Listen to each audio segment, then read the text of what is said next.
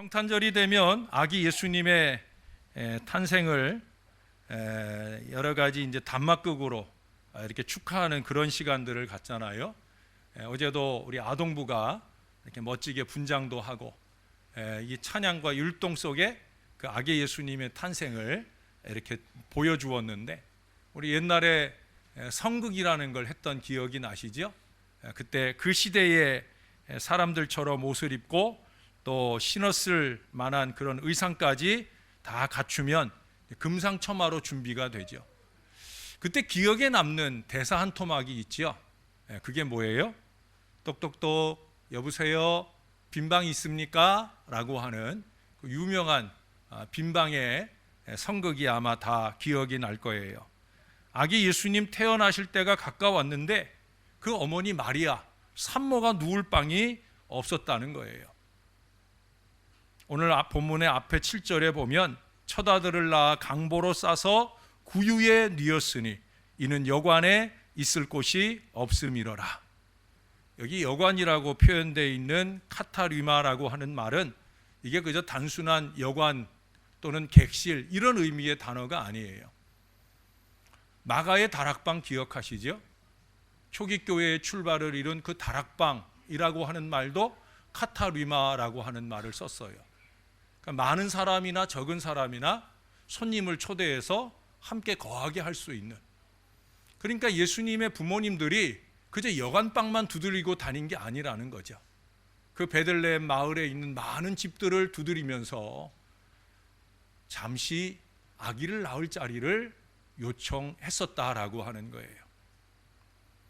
예수님께서 태어나신 곳이 그저 구유였다라고 하는 부분에, 그래서 예수님이 가난한 자를 위해 낮아진 자리에 오셨다라는 의미로서만 아니라 우리는 그 시대 사람들의 매정함, 냉정함, 이웃을 살피라 하는 이 율법을 지키지 않는 그 이스라엘 사람들의 위선이 드러나는 장면인 것을 잊지 말아야 합니다.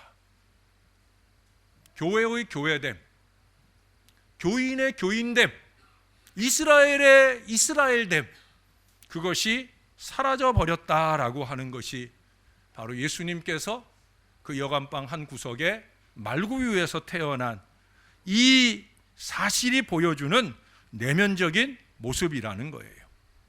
그럼에도 불구하고 하나님의 아들은 이런 세상의 모순과 신앙 따로 삶 따로의 이 불신앙적인 하나님 앞의 불경, 그리고 이것이 죄인 줄도 모르고 사는 우리 인생들을 위해서 아기로 이 땅에 오셨다는 거예요.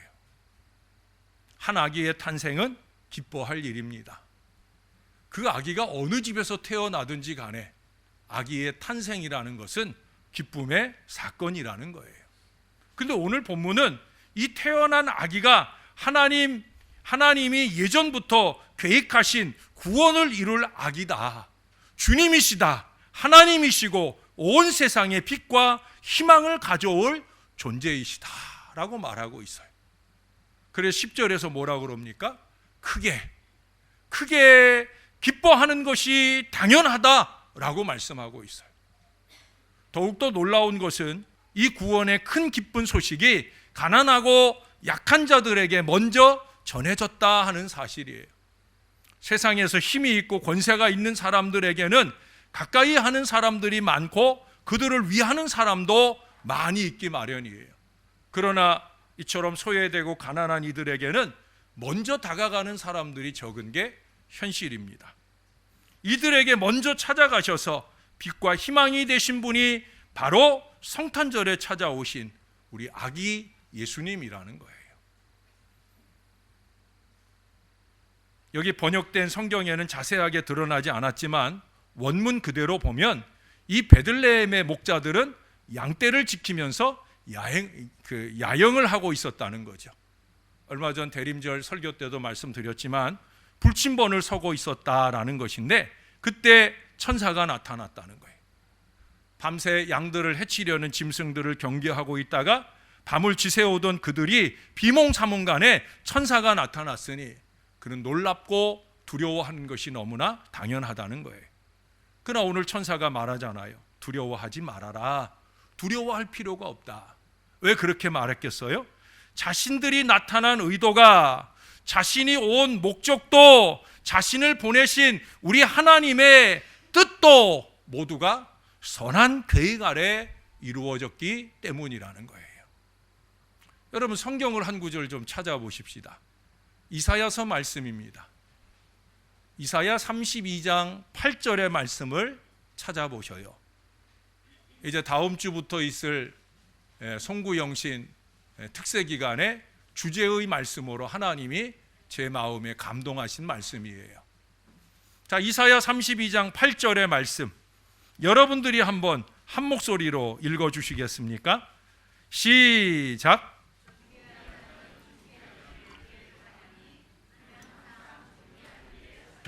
아멘. 너무나 귀한 말씀이죠. 다시 한 번만 더 읽겠습니다. 시작.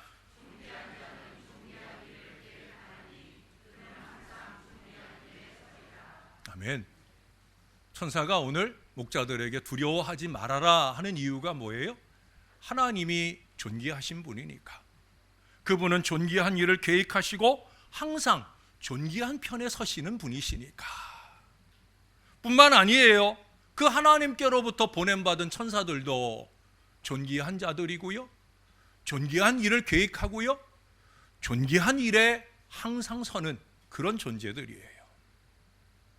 그리고 오늘 우리에게도 주님은 이 사명을 말씀하셔요. 여러분 옆에 앉아있는 사람들을 보세요. 어때? 존귀해 보여요? 천박해 보여요?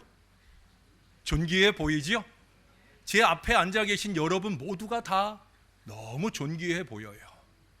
우리가 입은 옷이나 우리가 갖고 있는 장신구, 이런 것들 때문에 우리가 존귀한 것이 아니라 저와 여러분이 나신 아기 예수님께 예배하는 이 거룩한 하나님의 자녀이기에 우리는 존귀한 자들인 줄로 믿습니다. 우리는 뭐 해야 되는 사람이들이냐? 존귀한 일을 계획하고 항상 존귀한 일에 서야 되는 사람들이다. 근데 왜 예수님은 말구유에 오셨을까? 말구유의 환경은 존귀한 자리가 아닌데도 불구하고 왜 예수님은 말구유에 오셨을까? 첫 번째로 꼽는다 그러면 세상의 질서, 세상의 질서를 위해서 오신 거예요. 지금 예수님은 어디 계셔요? 부모님의 고향인 갈릴리가 아니라 베들레헴에 와 계셔요. 왜 거기 왔어요? 그때 황제 아우구스티누스가 칙령을 내렸어요. 호적을 가서 호적 정리를 하라는 거죠. 그래서 베들레헴에 갔고요, 베들레헴에 간 김에 이 아기 예수가 태어나서 예수님의 호적이 예수라는 이름으로 베들레헴에 적을 두게 되어진다는 거예요. 이제 우리의 출생지가 알려지게 되는 주민등록번호 뒷자리가 이제 없어진다 그러잖아요. 이제 주민등록번호로 우리가 출생지가 어딘지를 모르는 시대가 되었다는 거예요. 저는 아주 잘 됐다고 생각이 들어요. 왜? 우리는 자꾸 출생지를 따지는 어리석음들을 범하거든요. 이제 그따위 짓거리 하지 말라는 거예요. 예수님에게 있어서 예수님의 본 고향은 갈릴리예요. 그런데 천하의 호적을 정리하라고 세상의 질서를 관장하고 있는 그 당시 로마 황제가 이 명령을 내리게 되어집니다. 배가 잔뜩 부른 이제 곧 출산을 앞둔 이 마리아조차도 이 거룩한 일을 위해서 마리아로 갑니다. 시작은 거룩한 일이 아니었어요. 세상의 질서에 관한 일이었어요. 나라에서 칙령을 말하고 그 칙령을 따라 가는 걸음이었어요. 그런데 하나님은 그 세상의 일들을 들어 거룩한 하나님의 말씀을 실현하게 되었다라고 하는 거예요. 요한복음 7장 41절에 보면 이 갈릴리에서는 예언자도 나는 곳이 아니다. 그만큼 세속적인 땅이라는 거예요. 남유다에 비하면 그곳은 죄악의 땅인 사마리아의 인근 지역이기까지 합니다. 거기서 메시아 예수 그리스도가 탄생할 계획이 구약 성경에 있지 않다는 거예요. 하나님은 세상의 질서를 이용하셔서 그 부모가 베들레헴으로 가게 하셨고, 요한복음 7장 42절에 말씀하는 것처럼 성경에 이르기를 그리스도는 다윗의 씨로 또 다윗이 살던 마을 베들레헴에서 나오리라 하지 아니하였느냐. 세상의 질서를 이용해 말씀의 질서를 실현해 가시는 하나님의 위대한 역사가 바로 거기에 나타나는 거예요. 신앙은 거룩한 것들을 들어 세속적인 것으로 가는 것이 아니라는 거죠. 세속적인 것을 변하여 그 질서 아래서 신령한 질서를 만들어 가는 것이 바로 신앙이라는 거예요. 그 당시 황제는 대단한 힘을 자랑하고 높고 큰 것을 자랑하지만 참으로 세상에 변화를 가져오는 분은 작고 힘없는 고을에서 태어나셨어요. 머물 방도 없었어요. 외관적으로 보면 황제에 비하면 너무나 대조적으로 낮고 천한 곳에 오셨어요. 그래도요, 거룩한 하나님의 구원의 역사는 그렇게 펼쳐지게 되어지더라는 거예요. 그곳에 임하셔야 병자들과 약한 이들을 위해 내려오신 이 사건이 하나님께서 세상을 치유하는 방법이라는 것을 우리들에게 보여주기 때문입니다. 우리가 진정 세상의 치유를, 구원을 바라는 건강한 교인이라고 하면 우리는 낮아져야 되는 거예요. 어줍지 않게 하나 봐라, 내나 봐라, 주나 봐라, 되나 봐라, 이따위 사고로 사는 신앙이 아니라, 그건 신앙이 아니죠. 낮은 곳으로 주를 만나고 낮은 곳에서 주님의 손길이 되는 것이 신앙이라는 거예요. 낮아져 하늘의 질서, 세상의 질서를 존중하고 잘 지켜 행하여 나아갈 때 하나님은 이 세상의 질서 속에서도 하늘의 질서를 이루어 가시며 크고 놀라운 역사를 이루어 주신다. 그것이 베들레헴에서 태어나는 아기 예수가 저와 여러분에게 교훈하는 하늘 신앙인 줄로 믿으시기를 바랍니다. 예수님이 왜 말구유에 나셨을까? 우리는 성탄절이 되면 구유에 집중하려는 어리석음을 범하게 됩니다. 물론 낮고 천한 자들을 위해 예수님이 구유에 나셨다라는 이 의미를 부각시키기 위함이기도 하지만 사실은 구유가 우리의 주목의 대상이 아니잖아요. 오늘 성경에도 분명히 말합니다. 12절에 보시면 너희가 가서 강보에 쌓여 구유에 뉘어 있는 아기를 보리니 이것이 너희에게 표적이니라. 구유가 표적이라는 거예요? 구유 안에 누이신 아기가 표적이라는 거예요. 아기가 표적인 거예요. 그것이 구유가 아니라 만왕의 왕 되신 예수님답게 아주 커다란 궁궐에서 화려한 침대에서 예수님이 태어나 누워 계신다 할지라도 그 화려한 장식들은 절대로 표적이 아니라는 거죠.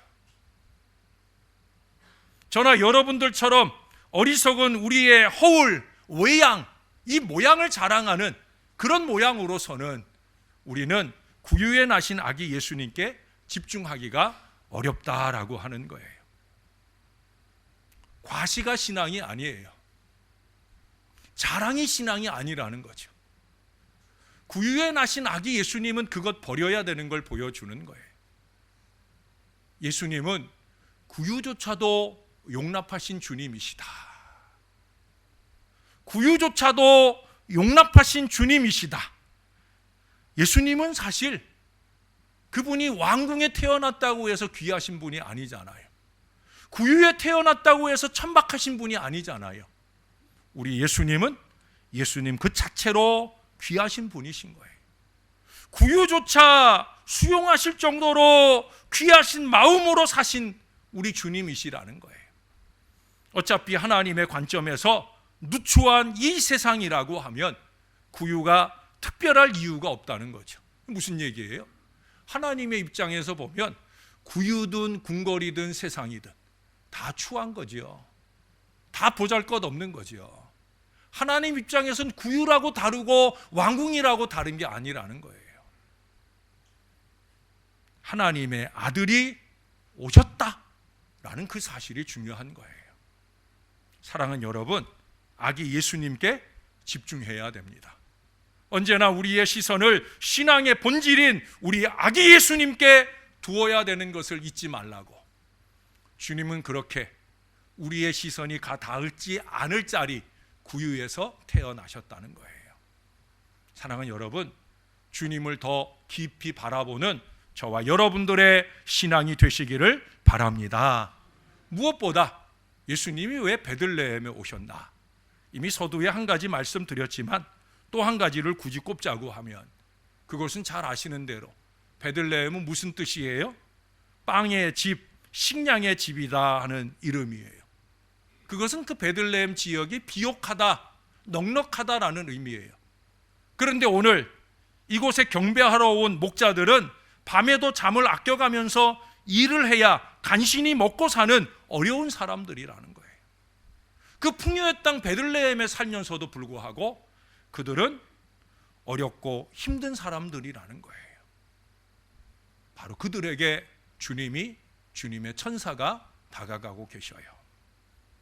예수님은 물질의 풍요와 그로 말미암은 평안을 우리에게 안겨주시는 분이다. 영적으로만 자유함이나 부요함이 있는 것이 아니라 우리의 육신의 조건들까지도 책임져 주시는 주님이신 줄로 믿습니다. 그래서 주기도문에서 가르쳐 주시잖아요. 오늘 우리에게 일용할 양식을 주옵시고. 그 기도를 하게 하신 주님이시기에 주님은 그렇게 일용할 양식을 걱정할 필요가 없는 그런 목동들이 되도록 그들에게 큰 기쁨의 근원이 되셨다라고 하는 거예요. 오늘 본문에 등장하는 이 목동들은 더 이상 조연이 아니죠. 세상에서는 그들은 조연도 아니고 엑스트라도 못 되는 그런 존재일지 모르지만 하나님이 주목하실 때, 천사들이 다가갈 때, 오늘 우리의 표현으로 하면 성령이 그들 안에 충만하게 되어질 때 그들은 더 이상 조연이 아니라는 거예요. 이 앞에 1장의 마리아의 찬가에 보면 하나님은 왕들의 권력을 친히 낮추실 수 있는 분이지만 그 하나님은 한없는 자비를 베풀어 주셔서 낮고 천한 존재를 친히 들어서 높여주실 수도 있는 하나님이시다. 그 하나님께서 이 목동들을 주연이 되게 하시고 오늘 저와 여러분 부족한 우리 인생들을 주연이 되게 하신다는 거예요. 어떻게 그게 가능합니까? 우리가 우리 주 예수 그리스도를 우리의 구주로 맞아들일 때. 오늘 본문에 그런 말씀을 쓰시죠. 11절에 보면 너희를 위하여 구주가 나셨다. 이 구주라고 하는 말은 헬라어로 하면 소테르라고 하는 말이에요. 사람들이 예수님을 부를 때 주님, 퀴리오스라는 표현으로 부르기도 합니다. 퀴리오스라고 하는 주님이라고 하는 말은 모든 위에 있는 존재들에게 붙이는 표현이에요. 상급자에게, 목동 중에 으뜸되는 사람에게 그들은 퀴리오스라고 부를 수 있어요. 그렇게 퀴리오스 차원의 주님을 부르는 것이 아니라 그 이상의 구주로서, 소테르로서 그렇게 우리 주님을 부르고 있어요. 구약에 예언된 것을 이루시는 구속의 사역을 통해서 또 오늘 본문에 드러난 아기 예수님의 태어나심을 통하여 이 신약의 예수님도 구원의 구주 소테르가 되었다라는 사실을 우리들에게 보여줍니다. 구유에 누워있지만 구유에 누워있는 아기 예수님 자체가 우리에게는 기쁜 소식이라는 거죠. 그래서 이 목자들은 그 아기를 보고 다른 것을 구하지 않았어요. 구주가 나셨다, 구주를 보러 갔다고 하면 저와 여러분 같으면 어떻게 하겠어요? 그 구주를 만났으니까 그 구주 앞에 우리가 바라는 소원들을 아뢰고 싶을 거 아니에요. 근데 목자들은 그러지 않았다는 거예요. 그들은 그저 경배하고 찬양하며 돌아가는 거예요. 그럴 수밖에 없는 거죠. 왜? 아기 예수님이 우리를 구원하셨다라는 사실만이면 충분하니까. 사랑하는 여러분, 저와 여러분들의 마음 안에도 이 신앙이 있었으면 좋겠습니다. 다른 거 필요 없다. 예수님 만나면 그것이 전부다. 오늘 우리는 그렇게 예수님 만나러 이곳에 온 줄로 믿습니다. 여러분, 교회 오실 때마다 딴 거 생각하고 오지 마셔요. 교회 오는 가장 큰 이유는 뭐예요? 예수님 만나러 오는 줄로 믿습니다. 예수님만 바라보러 오는 줄로 믿습니다. 그 예수님만이면 충분히 만족하고 그 예수님 때문에 행복한 신앙 인생을 사는 것, 이것이 성탄을 감격과 은혜로 맞는 하나님의 백성들이 가져야 할 믿음인 줄로 믿습니다. 그래야 진짜 메리 크리스마스가 되는 거예요. 메리 크리스마스, 기쁜 인사를 기쁜 표정으로 나누는 것으로서의 메리 크리스마스가 아니라 주님께 시선을 집중하고 주님만이면 족합니다 라는 이 믿음을 내 안에서 회복해 나갈 때 저와 여러분에게는 오늘만 아니라 날마다가 메리 크리스마스가 될 줄로 믿습니다. 그런 은혜의 날들이 날마다 이어지시기를 우리가 집중할 구주 예수님의 이름으로 간절히 축원합니다. 메리 크리스마스. 기도하겠습니다. 아버지 고맙습니다. 우리를 위해 아기 예수님 보내주셔서 고맙습니다. 오늘 귀한 성탄을 위해서 우리 시온 찬양대가 거룩하고 아름다운 찬양을 울려 부를 수 있도록 인도해 주셔서 고맙습니다. 우리 부족한 인생들을 구원하시고 예수님만이면 됩니다. 예수님만이면 됩니다. 언제나 이 믿음 마음 가지고 주님 만나러 오고 주님 만난 감격을 가지고 세상에 나가서 날마다 매일이 행복한 하루하루의 삶이 되는 이 백성들이 되게 하실 줄로 믿습니다. 오늘도 주님 때문에 행복하게 하심을 감사하며 예수님의 이름으로 기도합니다. 아멘.